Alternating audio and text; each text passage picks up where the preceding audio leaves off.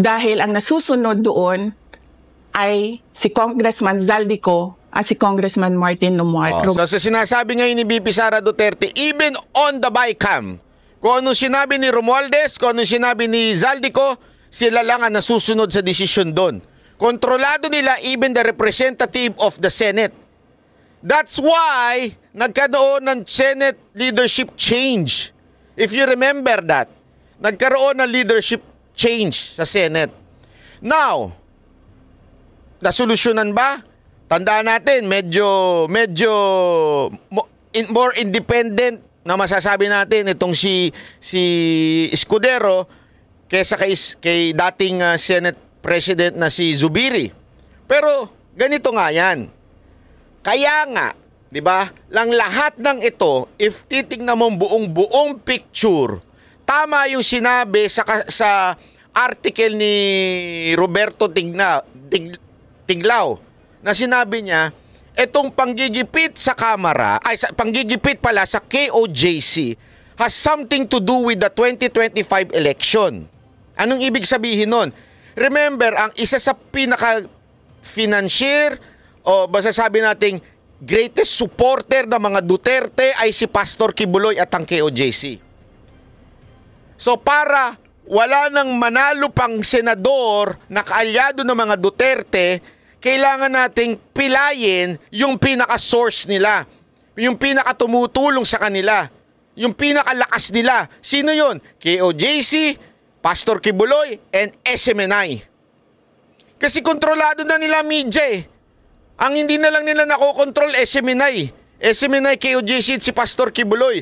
Now that they hold Pastor Kibuloy, pwede na nilang kontrolin. Talagang maaano na nila. Kaya nga, yun yung buong picture kung bakit sinasabi natin na yung nangyari sa KOJC, may mas malaking picture dyan. Ayaw nilang mamanalo ang mga kakaalyado ni Pangulong Duterte sa Senado. Bakit? Para kontrolado na rin nila ang Senado. Kasi ngayon, medyo nandyan na yung mga pumapalag eh. Di ba? Nandyan si Bato, nandyan si Robby, nandyan si Bongo. Yung mga yan, pumapalag yan eh. Yung isa, bumalimbing na. Ang bilis bumalimbing. Para manalo. Kasi wala yun. Talunan po lagi yun eh. Para manalo, kailangan ng bumalimbing. Di ba? So, para makontrol nila yung Senate, kailangan mawala yung tumutulong. Which is KOJC, Pastor Kibuloy, and SMNI. Di ba? Ganun ang ginawa nila. Ayan ha. Valdez. Kaya nandun pa rin naka-attach yung 17 billion na ginawang listahan ni Ko at ni Romualdez. Grabe, no? In fact, balik lang ako konti sa'yo, ha? Kahit yung mga congressman, nakikita nila yung problema ng ginawa nila na pag-attach ng listahan sa budget. Kasi doon sa basic education hearing noong May 2024, ng House of Representatives, merong isang congressman nagreklamo, bakit ang tagal ng classroom construction? Bakit ang tagal? Sabi nung USEC ng DepEd, kasi may pabago-bago sa listahan ng DPWH dahil hindi kami ang gumawa ng listahan. Yeah, Mr. Chair, with respect to the 17 billion in Annex A of the GAA, we are not privy on how the school sites were chosen.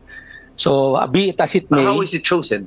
I'm not privy to that, Mr. Chair. When the GAB came out, there was a 14.7 billion Annex A. Ayan na, alinaw niya na. Alinaw niyan, even sa Kamara, diniskas yun. Diba? Diniskas yung inangat ng budget. Dito kasi GAA na kasi act na. General Appropriation Act na. So ibig sabihin, ito po'y naging parang, kasi ganun yun eh. Pagka ginagawang batas yung budget, parang ang tawag nila act eh. Ayan, tuloy. The committee, the GAA came out, from 14.7 it became 17 billion. So we are not privy to how the list was generated. So dagdag ko lang yan doon sa confirmation na kinuha nila. Grabe, yung budget ng DepEd at isa yan sa mga rason kung bakit ako nag-resign sa Department of Education. Hindi na ako papayag na sa susunod na taon, ganyan pa rin ang gawin nila at ako yung mananagot sa ginagawa nila. Kaya yan yung sinasabi ko, bakit pa tayo mag-question and answer dito para atakihin niyo ako? Ang masusunod lang naman sa budget, 2 tao lang. Correct. Naku po, may abangan pa bukas. Naku po, patay tayo dyan. Pero malinaw mga kababayan, malinaw sa malinaw. Hindi po nagpe-fake news si VP Sara Duterte. Diniskas sa Senado, diniskas sa Kamara, yung nawawala. Hindi, yun na nga lang. Ang problema, nung nag-BICAM na, sabi nga ni VP Sara Duterte, sino ba nagdidesisyon sa BICAM? Si Zaldico at saka si Speaker. Silang dalawa lang nga nagdidesisyon. So, asan na yun? Ayo, patay tayo dyan. Kaya nga mga kababayan, importante po na atin po itong bantayan. Alam nyo, yan yung matagal na sinasabi ni Pangulong Duterte noon eh. Ano yun? Yung transparency, accountability. Yan yun eh.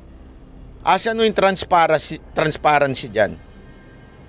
Kahit yung Kamara, hindi nga alam kung saan napunta yung bakit ang bagal na mga... Kasi naglista pa sila dun ha. Nakita nyo, naglista-lista sila doon. Pero bakit wala yung mga sinasabing nilista nila doon? Hindi nagmaterialize, ika nga. Hindi po, alam mo yun, hindi nangyari. Listahan lang yun, pambira. Di ba? Listahan lang ho yun. Listahan lang. Wala ho talaga doon.